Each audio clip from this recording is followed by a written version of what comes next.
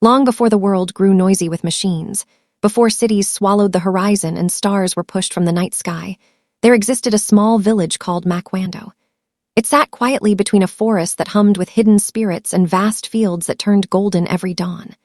The people of Makwando lived simply, loving their land, their crops, and the stories whispered to them by their ancestors. But in this peaceful place, there lived a boy who did not quite fit into the rhythm everyone else followed. His name was Taru. Born with eyes too bright and a heart too curious, Taru was always wandering, always searching, though for what he did not yet know. From the day he learned to walk, Taru was drawn to the sky. While other children played games with stones or chased chickens around the yards, Taru climbed the tallest anthills and stared at clouds drifting lazily above him. When he grew older, he ventured to Moonwatch Hill every evening, a lonely rise overlooking the village, where he would sit quietly until the moon appeared. Unlike the other children, he did not fear the night or the stories of spirits that roamed in darkness. To Taru, the night was a friend, a soft blanket that covered the world and made him feel safe. But among all the things in the night, the moon was his favorite. He spoke to it as though it could hear him, whispering every worry, every dream, every thought that felt too heavy for his young shoulders. Many nights he wondered if the moon ever felt as lonely as he did. Though he loved his mother deeply, she was always busy in the fields or tending to chores.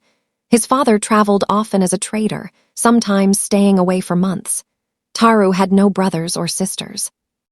And so, his companionship came from the night sky, where the moon hung like a giant glowing guardian watching over him. Over time, he began to imagine the moon as a friend, someone who listened when the world did not. But this habit of his made him a topic of curiosity among the villagers. Some said he was strange, a child who lived too much in his mind. Others said he was touched by spirits. The children teased him, calling him Moon Boy, and sometimes they threw pebbles at him as he climbed the hill in the evenings. But nothing they did could pull him away from the moon, and so every night, when the sky darkened, he left the rest of the world behind and climbed to Moonwatch Hill once more. Years passed in this quiet rhythm, until one remarkable night, everything changed. It began with a strange silence that blanketed Makwando. The birds stopped singing. The wind stopped moving. Even the restless dogs lay still with their noses lifted to the air as though sensing something ancient awakening. Taru was already on Moonwatch Hill when he felt the change. The air around him vibrated gently, like the soft hum of a distant drum. The moon rose slowly from the horizon, glowing more brilliantly than he had ever seen before, so bright that he could see its details with startling clarity. The craters, the ridges, the shimmering valleys of pale light. Taru stared in awe, unaware that something else was happening behind him. A soft sound, like footsteps wrapped in fog, approached.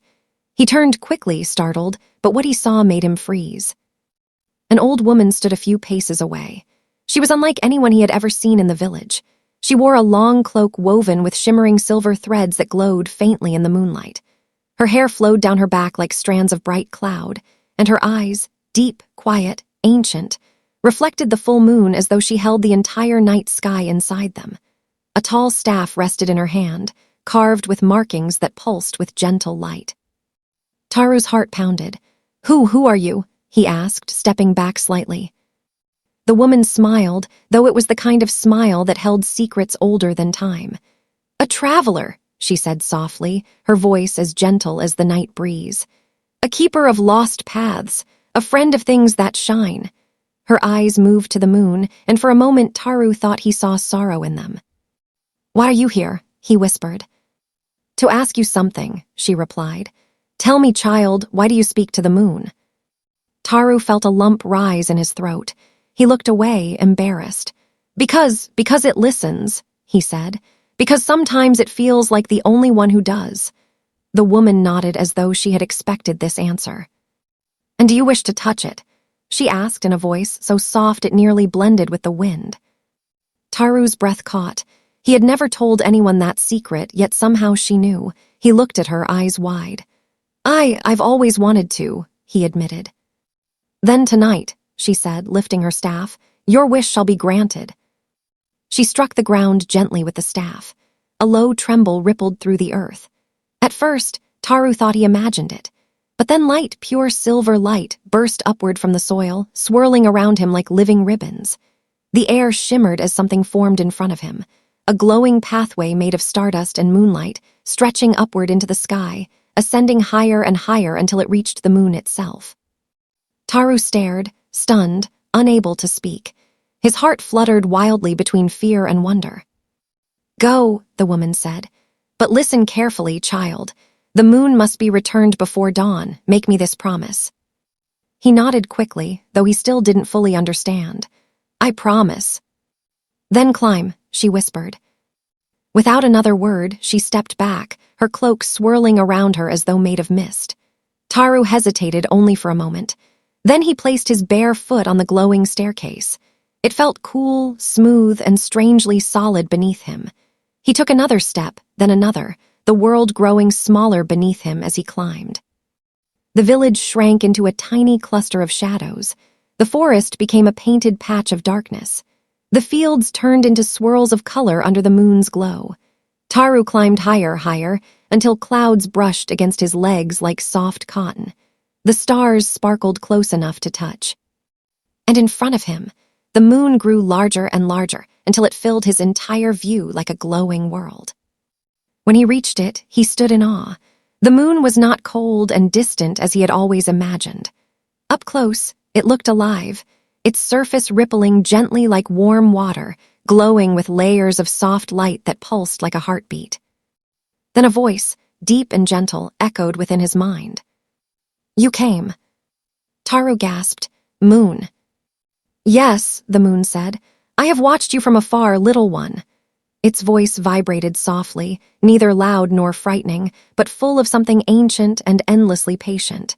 "You speak to me often." Taru felt his throat tighten with emotion. "I didn't think you could hear me." "I hear many things," the moon replied, "but only few speak with sincerity. You speak from loneliness." Taru swallowed, his eyes stinging. "Are you lonely too?" He whispered. The moon did not answer at once. Instead, its glow dimmed slightly, the light around Taru cooling. "I shine upon the world every night," it finally said. "I watch over oceans, mountains, forests, and sleeping children. But though many admire my light, none come close. None sit beside me. None ask how I feel. I am seen, but I am alone." Taru reached out instinctively, his small hand pressing against the moon's glowing surface. It felt warm, warmer than sunlight, softer than cotton. It throbbed gently like the beat of a heart. "Then I'll keep you company," Taru said, "at least for tonight." The moon brightened, its light embracing him like a soft blanket. Taru sat beside it for what felt like hours. He told the moon everything he had never said aloud, about his father's long absences, his mother's exhaustion, the teasing of the other children, his fear that he was born different, his dreams of doing something important with his life. And the moon listened to every word, never interrupting, never judging. When Taru cried tears he didn't even know he had been holding inside, the moon warmed him until he felt calm again. Then the moon spoke of its own burdens. It told Taru how it lit paths for sailors lost at sea, how it comforted animals that hunted in darkness, how it guarded sleeping villages from spirits that prowled in the shadows. It spoke of centuries spent shining, of wars it had witnessed, of kingdoms rising and falling beneath its light. But most of all, it spoke of loneliness, an endless ache of being admired from afar but never touched, never held, never spoken to in the way Taru spoke. And so the two companionship-starved beings shared a night unlike any other. A child and a celestial body finding peace in each other's presence. But slowly, gently the sky began to pale. Dawn approached. Taru felt a tug of fear in his chest. He knew his time was almost over. He rose reluctantly and placed a hand on the moon. "I have to go," he whispered. "Stay," the moon murmured. "Just a moment longer." "If I stay, the world will wake to darkness," Taru said softly. "The old woman said you must be returned before dawn." The moon's light dimmed. For a moment, Taru felt the weight of its loneliness pressing against his heart. It trembled gently, as though it wanted to hold him there forever. "I don't want to leave you alone," Taru whispered, "but I have to." The moon finally relented. Its light pulsed softly, like a sigh. Then, from the moon's glowing surface, a small spark broke away. It floated gently into Taru's chest, nestling deep inside his heart like a warm ember. "Take this piece of me," the moon said. "Let it guide you in times of darkness. Let it remind you that you are never alone." Taru felt warmth spread through him, filling him with peace and something deeper, courage he had never known. With gentle determination, he guided the moon back along the silver path. It rolled beside him like an enormous glowing sphere, descending step by step until dawn's first rays touched the horizon. The moment the sun's light brushed the world, the moon lifted into its rightful place in the sky and settled quietly. The glowing staircase vanished. The old woman appeared beside Taru, her silver eyes shining with approval. "You kept your promise," she said. "Few ever do." Taru looked at her, still holding his chest where the moon's spark had settled. "Will I ever see that path again?" "That depends," she replied. "Some paths appear only to hearts pure enough to find them." She touched his forehead lightly with her staff, and before Taru could say another word, she dissolved into a swirl of shimmering dust. Taru returned to his village forever changed. Though he remained quiet and gentle, something inside him glowed, an inner light that never faded. People began to notice. When someone cried, his presence comforted them. When someone felt hopeless, Taru's words gave them strength. When someone sat alone, Taru sat beside them without needing to speak. Somehow, his calmness, his warmth, and his kindness felt like moonlight. Years passed.